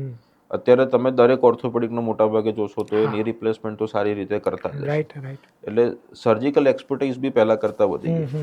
એટલે આમાં કેવું છે કે થોડો પેશન્ટના પોઈન્ટ ઓફ વ્યૂથી થોડો ગાડરિયો પ્રવાહ છે કે ભાઈ એકને સારું થયું ને એટલે એ 4 જણને કહેશે કે ભાઈ કરાવી લો. એકને ખરાબ થયું ને પણ એ બીજા 25ને કહેશે કે ભાઈ ન કરાવ. હવે એ ન સારું થયું એના પાછળના ઘણા બધા પરિબળો છે. એમાંથી જે જૂનો એક પરિબળ તો એ મેં તમને કીધું કે કદાચ ટેકનિક એ તે વખતે એટલી બધી ઇવોલ્વ નહીં થઈ ગઈ. અત્યારે ટેકનિક પોઈન્ટ ઓફ વ્યૂથી કે સર્જિકલ સ્કિલ પોઈન્ટ ઓફ વ્યૂથી તમારે કોઈ પણ જાતની ચિંતા કરવાની જરૂર નથી હોતી. એ સિવાય બીજા 2-3 ફેક્ટરો છે. એમાં પેશન્ટ રિલેટેડ ફેક્ટર બી આવી ગયા કે ભાઈ એમને એ તે સમયે કસરત બરાબર કરી હતી કે નથી કરી, એમના ડૉક્ટરની સલાહ માની હતી કે નથી માની, એ એમનું ની કેવી રીતે સાચવે છે એના પર બી બહુ મોટો રોલ છે. રાઈટ. એટલે પેશન્ટ ફેક્ટર બી એટલું જ જરૂરી છે. ખાલી ને ખાલી કોઈક ટેકનિકને તમારે નલિફાઈ કરવું કે સર્જિકલ એક્સપર્ટીઝને નલિફાઈ કરવું એવું નથી બહુ. અને પહેલાં કરતાં અત્યારે સક્સેસ રેશિયો બહુ થઈ ગયો. જેમ અત્યારે કેટરેક મોતિયો કેટલો કોમન થઈ ગયો એવી રીતે અત્યારે ની રિપ્લેસમેન્ટ કોમન થઈ ગયું. સરકાર આજે ફ્રીમાં ઓપરેશન ક્યારે કરાવે? ત્યારે જ કરાવે કે જ્યારે એને ખબર હોય કે ભાઈ હવે જેનો સક્સેસ રેશિયો છે એ બહુ વધી ગયો, આનું રિઝલ્ટ છે બહુ સારું થઈ ગયું. ની રિપ્લેસમેન્ટનું ઓપરેશન કર્યા પછી હોસ્પિટલ સ્ટે લગભગ કેટલો હોય છે? પહેલાં તો છે ને અઠવાડિયું 10 દિવસ રહેતા હતા. આજે યાદ છે કે હું જ્યારે ઓર્થોપેડિક નહોતો બન્યો, મારા બાનું આજથી 20-25 વર્ષ પહેલાં ની રિપ્લેસમેન્ટ કરાયેલું. ત્યારે તો મારા બાને 10-12 દિવસ તો હોસ્પિટલમાં એડમિટ રાખ્યા હતા. અને ત્યારે તો એક છે ને માહોલ બન્યો હતો કે ઓહો હો અમને ઘૂંટણ બદલાયો. હવે તો એટલું બધું કોમન થઈ ગયું છે ને. હા, જો હું થોડોક તમને ઇન્ટરપ્ટ કરું છું. જી જી. ઘૂંટણ બદલવો લોકોના ઘણાના મગજની એવી વસ્તુ છે કે ની રિપ્લેસમેન્ટ એટલે ઘૂંટણ બદલી નાખો, એટલે આપણો જે ઓરિજિનલ ઘૂંટણ છે એ કાઢી અને બીજો કૃત્રિમ ઘૂંટણ નાખી દે. એ વસ્તુ સદંતર ખોટી છે. ની રિપ્લેસમેન્ટ એક એવી વસ્તુ છે, અમારી બુકમાં તો ની રીસર્ફેસિંગ સર્જરી કહેવાય છે. રીસર્ફેસિંગ એટલે જેટલો ઘસારો છે એટલો તમે એને શેવ ઓફ કરો, એને એક આકાર આપો અને એ આકાર પર તમે સાંધો બેસાડો. બેઝિકલી એટલે તમારો જે ની છે તમારું એ તો કુદરતી જ રહેવાનો છે, તમે ખાલી એને ઘસારો દૂર કર્યો છે. અમારી હોસ્પિટલનો પ્રોટોકોલ આખો અલગ છે. અમે એક પગનું ધારો કે હું ઓપરેશન કરું છું એક ઢીંચણનું, તો અમે 2 દિવસ રાખીએ છીએ, અને 2 ઢીંચણનું એક સાથે કરીએ તો અમે 3 દિવસ રાખીએ છીએ. અમારો એક ફિક્સ પ્રોટોકોલ છે. જનરલી હું ની રિપ્લેસમેન્ટ અર્લી મોર્નિંગ રાખતો હોઉં છું, 6:30-7 વાગ્યાની આજુબાજુ, કલાક જેવી સર્જરી ચાલે. અને પરની એટલે પછી 8 થી 10 કલાક અમે પેશન્ટને સંપૂર્ણપણે આરામ કરાવીએ. સાંજે હું અને મારા ફિઝિયોથેરાપિસ્ટ એમને જોવા જઈએ, અમુક કસરત બતાવીએ, કસરત એમને કરવાની. જો એમને એ દિવસે એટલું બધું પેન ન હોય તો એટલીસ્ટ અમે એકવાર એમને ઊભા કરી દેતા હોય. બીજા દિવસે સવારે કમ્પલસરી પેશન્ટે વોકર લઈને ચાલવું જ પડે. બીજા દિવસે સાંજે એની ઢીંચણ વળવાની અને ઢીંચણ સીધું થવાની કસરત થાય. અને ત્રીજા દિવસે સવારે ડ્રેસિંગ થાય, અને ટોયલેટ ટ્રેનિંગ અમે આપીએ, અને સીડી ચડાડીએ ઉતારીને પછી અમે ડિસ્ચાર્જ આપી દઈએ છીએ. આ એક અમારો ફિક્સ પ્રોટોકોલ જ અમે રાખ્યો. એટલે તમે પ્રેક્ટિકલી વિચારો કે હોસ્પિટલમાં કેટલા દિવસ રહેવાનું, તો 2 જ દિવસ રહેવાનું. જે પેલા 10-12 દિવસ લોકો રાખતા હતા હવે 2 દિવસ થઈ ગયા. મને તો એવું લાગે છે કે જે રીતે મેડિકલ સાયન્સ ઇવોલ્વ થાય છે, આવનારા વર્ષમાં એવું ના થાય કે સર્જરી કરીને 4 કલાકે તમે ઘરે જતા. જેમ તમે અત્યારે મોતિયામાં 10 મિનિટે તમે ઘરે જતા રહો છો. હું એવા દિવસો જોઉં છું કે મને એવું લાગે છે કે આવનારા વર્ષમાં ની રિપ્લેસમેન્ટ બી ડે કેર પ્રોસિજર થઈ જશે, કે ભાઈ સિંગલ ડે એડમિશન, સર્જરી કરાવો અને 6 કલાક કે 12 કલાક પછી તમે ઘરે જતા રહો. આમાં કોઈ એજ લિમિટ ખરી કે હવે આ એજ પછી તો ન કરાવો તો સારું, કે આમાં કોઈ જ એજ લિમિટ નથી. સર્જરી નક્કી કેવી રીતે થાય? પહેલા તો પેશન્ટનું પેન કેટલું છે ને એની કઈ કઈ એક્ટિવિટી એની હેમ્પર થાય છે. આપણે મળ્યા ને એના 15 દિવસ પહેલા મેં એક 85 વર્ષના કાકાની સર્જરી કરી હતી. હું નામ નથી આપતો એમનું, પણ એ પરિમલ ગાર્ડનમાં પેલું લાફિંગ ક્લબ ચલાવે છે. એટલે એમની અંડર બીજા એમની એજના લગભગ 60-70 લોકો એમની અંડર છે. હવે એ મને એકવાર મળવા આવ્યા હતા. એમને ઘૂંટણનો ઘસારો લગભગ 3-4 વર્ષથી હતો ને એમને 1-2 ડૉક્ટરને બતાવેલું બી હતું. અને એમના સગાવાલા અને એમને જે આ ક્લબમાં છે એ ક્લબવાળા કહેતા હતા કે કાકા હવે 85 વર્ષે તો કંઈ ઓપરેશન કરાવવાતું હશે. એટલે કાકા મને આવીને પૂછતા હતા કે સાહેબ મારા 1-2 સગાની સર્જરી તમે કરી છે, એટલે એમને બહુ સારું રિઝલ્ટ મળ્યું છે, એટલે હું તમારી પાસે આવ્યો છું. હવે મારું આખું ઘર તો ના પાડે છે કે આ ઉંમરે સર્જરી ન કરવી જોઈએ. હું ઘરને જવા દો, તમારી શું એક્સપેક્ટેશન છે? તમારું કયું કામ છે કે જે અત્યારે અટકે? એટલે મને કહેતા હતા કે સાહેબ મારે રોજનું 3-1 કિલોમીટરનું આજે બી વોકિંગ છે, હું એક લાફિંગ ક્લબ ચલાવું છું, હું યોગા કરું છું, અને મને એમ જ ચાલવાનો કે ફરવાનો હજી બી શોખ છે. રાઈટ.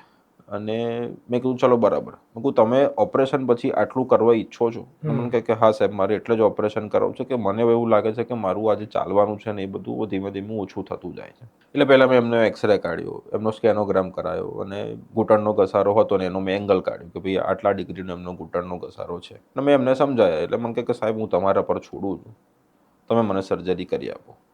હવે 85 કે 86 વર્ષે સર્જરી કરવી એ હું બી એકવાર વિચારતો હતો કે કરીએ કે ન કરીએ. કેમ કે ખાલી સર્જરી કરી દેવી એ અગત્યની નથી, એના પાછળ પછી પેશન્ટને એટલું સેટિસ્ફેક્ટરી રિઝલ્ટ મળવું. પણ મેં એમનું જોયું કે એમનું ઓલ ઓવર બિલ્ડ જે હતું એ સારું હતું. એમની હાડકાની ઘનતા, એમનું ઓસ્ટિયોપોરોસિસ નહોતું, એટલે હાડકા એમની સારી ક્વોલિટીના હતા, અને એમનો મસલ પાવર બી સારો હતો. પછી મેં સર્જરી પ્લાન કરી, અને એ તો 3-4 દિવસે ચાલતા થઈ ગયા. 15મા દિવસે ટાંકા તોડાવ્યા ત્યાર તો મને કહેતા સાહેબ હું તો 15મા દિવસથી મારું પરિમલ ને બધું ચાલુ થઈ ગયું. એટલે ઉંમર એ કોઈ બાધ્ય નથી. બરાબર છે. એક મેં તમને એક્સ્ટ્રીમ કેસ 85-86 વર્ષનો આપ્યો, એક હું કેસ તમને 40 વર્ષનો આપું. મારું એક ગામડાનું પેશન્ટ હતું, એને સંધિવા હતો, એટલે સંધિવામાં શું થાય કે વહેલી ઉંમરે તમારે ઘસારો આવે. હા. હવે 40 વર્ષે કે 45 વર્ષે સર્જરી કરવી કે ના કરવી એ બી એક પ્રશ્ન છે. તમે ઘણીવાર પહેલા સાંભળ્યું હશે કે ભાઈ એક જોઈન્ટની એક આયુષ્ય હોય. હવે એ મને પૂછતા હતા કે સાહેબ મારી ઉંમર તો નાની છે પણ હું અત્યારે 2 ડગલા બી ચાલી નથી શકતી.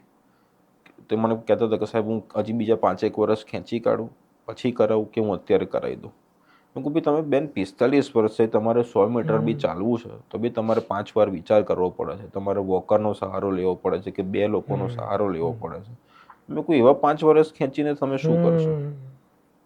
અને બીજું કેવું છે કે પહેલા જે સાંધા આવતા હતા ને એની આયુષ્ય 15 વર્ષની રહેતી હતી. હવે જે સાંધા આવે છે એની આયુષ્ય 30 35 વર્ષની થઈ ગઈ. એટલે મેં એમને સમજાવ્યું, મેં કહ્યું તમારામાં નોર્મલ સાંધો નહીં નાખો, તમારામાં થોડો પ્રીમિયમ સાંધો નાખીશું કે જેની આયુષ્ય થોડી લાંબી છે અને હાઈ ફ્લેક્શન જોઈન્ટ નાખી છે કે તમારે પલાઠી વાળીને બેસવું છે કે ઉભડક બેસવું છે કે ક્યાંક લાંબુ ચાલવું છે તો તમે તમારી રૂટીન એક્ટિવિટી બધી કરી શકો. એટલે પછી એમની સર્જરી એ પ્રમાણે કરી. એટલે હવે ઉંમર એ કોઈ બાધ્ય નથી. મેં 40 વર્ષમાં બી ઓપરેશન કર્યું છે અને મેં 86 વર્ષમાં બી ઓપરેશન કર્યું. એટલે આ ની રિપ્લેસમેન્ટ કર્યા પછી પલાઠી વાળા એને યોગા કરે બધું થઈ શકે? બધું જ કરાય.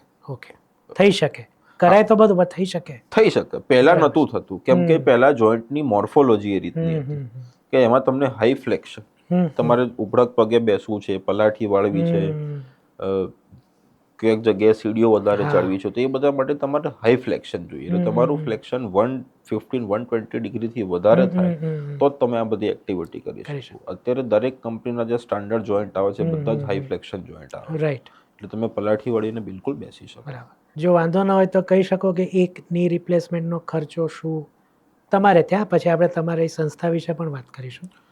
થોડો ચાર્જ હું એ રીતે અલગ રીતે તમને કહું. મારા ત્યાં 5 ટેકનિકથી સર્જરી થાય છે.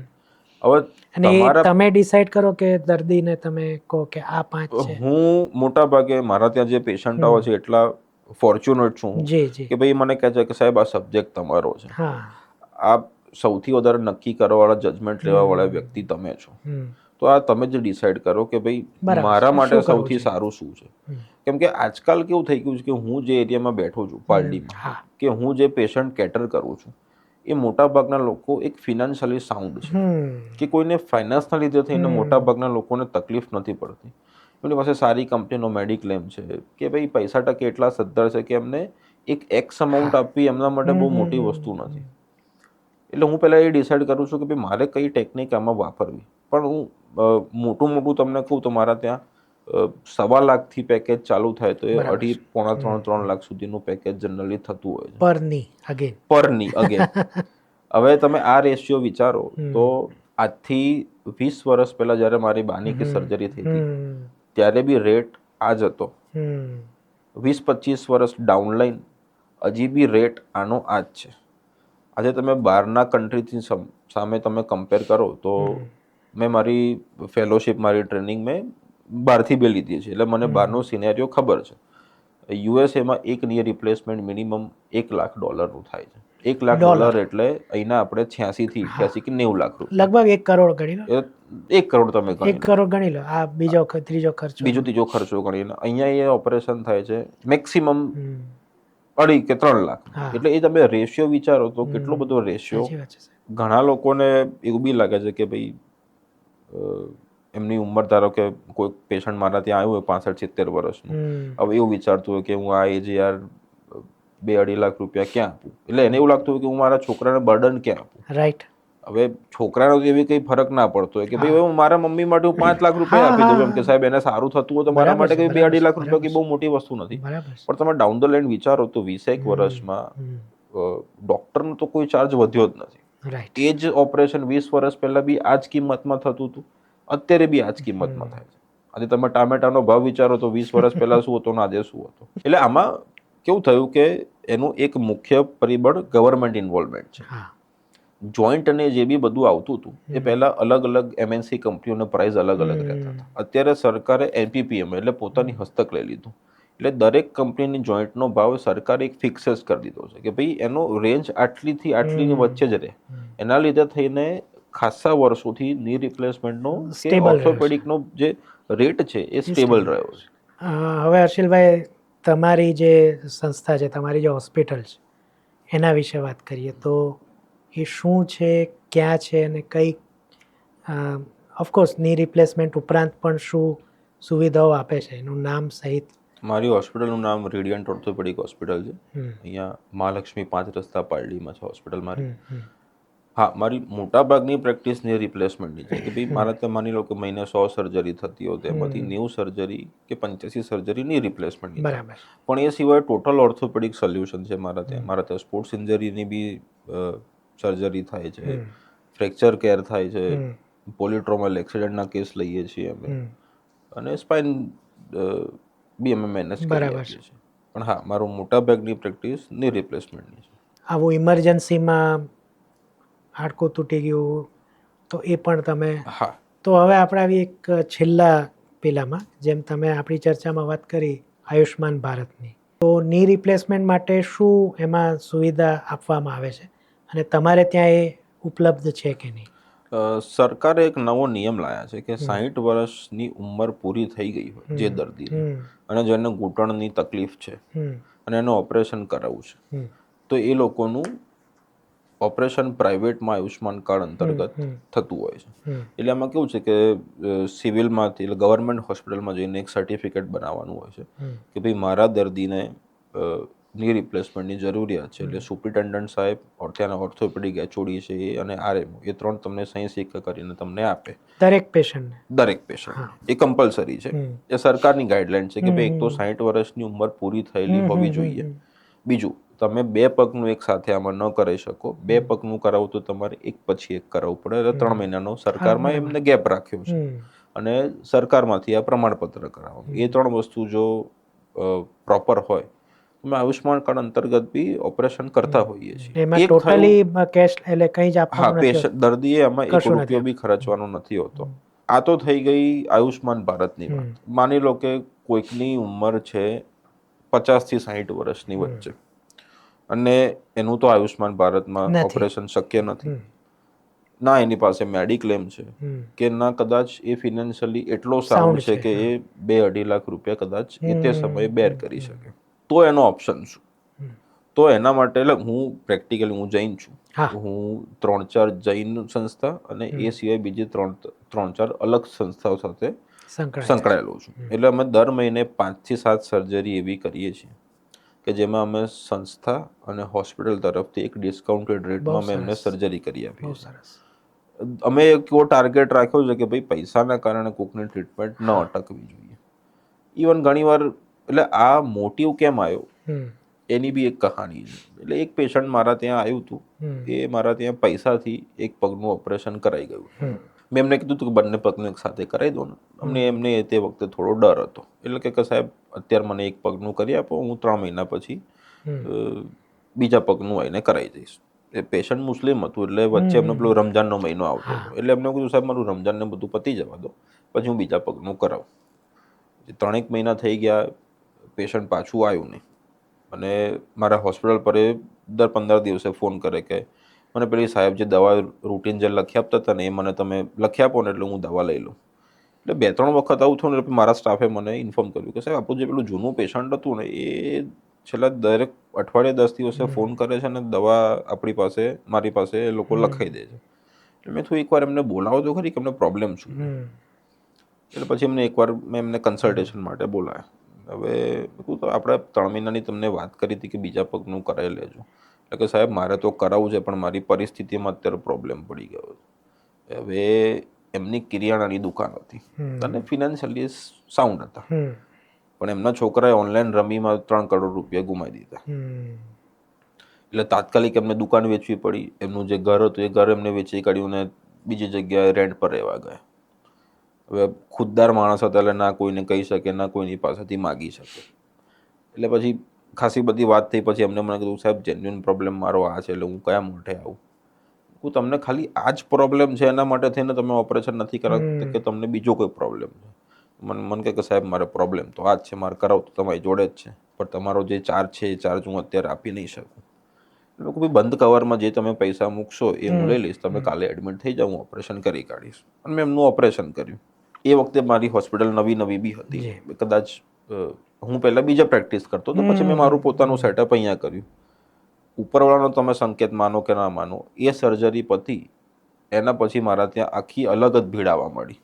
પેશન્ટનું ફ્લો અચાનક વધી ગયું. એટલે મને ઘણીવાર એવું લાગ્યું કે કદાચ આ એક કોઈક માધ્યમ નથી કે એના લીધે થઈને કદાચ મારું કામ આટલું બધું આગળ વધી સત્કાર્યનું ફળ મળે. મેં એમાં બીજી કોઈ આશા નથી રાખી કે ભાઈ મને આમાં મળશે પૈસા, નહીં તમને મળે. કન્સર્ન તો દર્દી ઉપર હતો. હા, મને કન્સર્ન એકચ્યુઅલી એમના પર હતો કે ભાઈ એમને સારું થઈ જાય, કે ભાઈ એ સારા થઈ જાય. એમના 8-9 રિલેટિવ મારા ત્યાં એનું ઓપરેશન કરાઈ ગયા.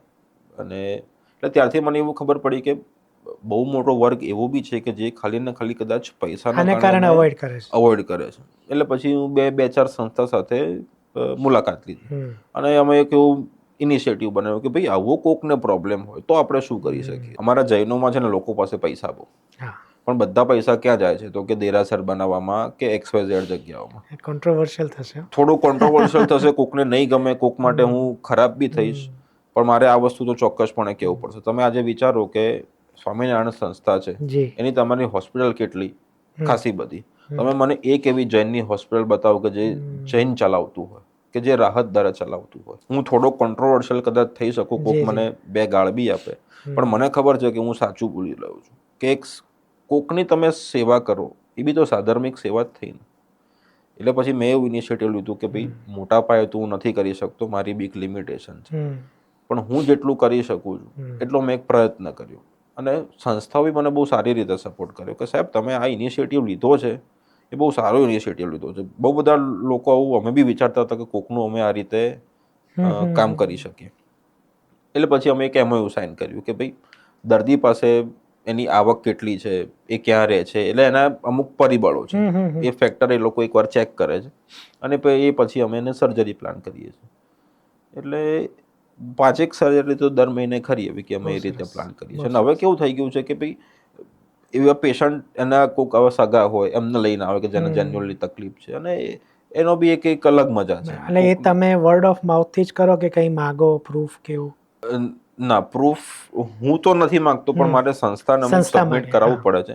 એટલે અમે જનરલી એમનું આધાર કાર્ડ છે, પાન કાર્ડ છે, અને ના એ તો ઠીક છે, પણ ફાઇનાન્શિયલ નક્કી કરો કે ના ખરેખર પોઝિશન નથી. ના, એ વર્ડ ઓફ માઉથ બરાબર છે.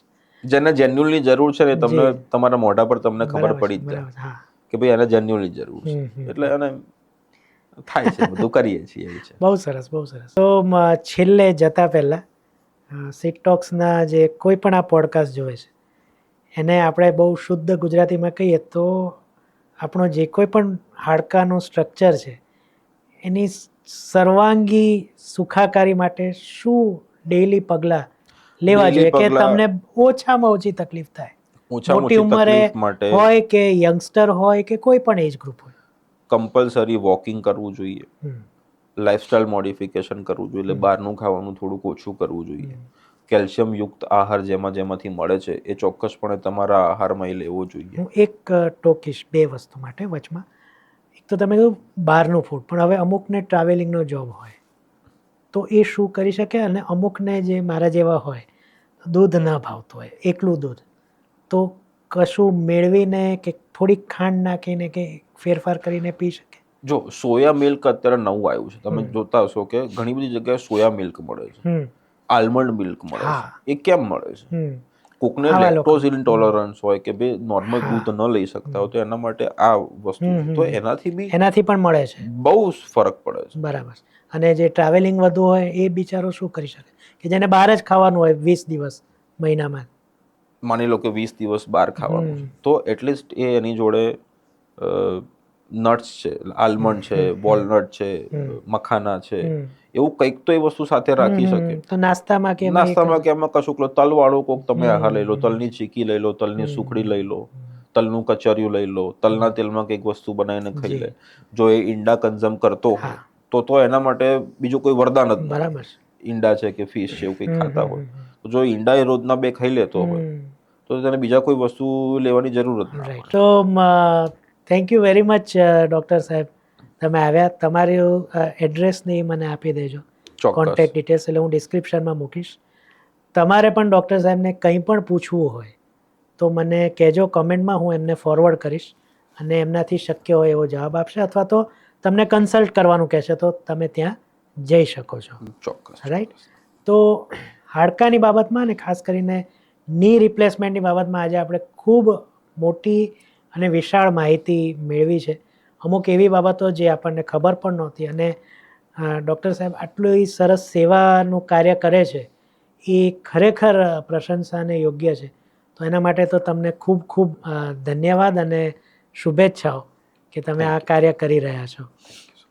તો બસ અહીંયા આપણે આપણું આ પોડકાસ્ટનું પાનું ઉલટાવીએ છીએ. નવા એપિસોડમાં આપણે નવા ગુજરાતીને મળીશું, કોઈ નવા સબ્જેક્ટ સાથે, કોઈ નવા ક્ષેત્રના વ્યક્તિ સાથે. તો ત્યાં સુધી જોડાયેલા રહેજો સિટ ટોક સાથે. અને સિદ્ધાર્થ છાયાને આજ્ઞા આપો. જો ચેનલ સબસ્ક્રાઈબ ન કરીએ તો કરી દેજો. વિડીયો ગમ્યો હોય તો લાઈક કરજો, શેર કરજો, જે કાયમની વિનંતી છે. ફરીથી મળીએ, ત્યાં સુધી સિદ્ધાર્થ છાયાને આજ્ઞા આપો અને તમને બધાને મારા તરફથી આવજો.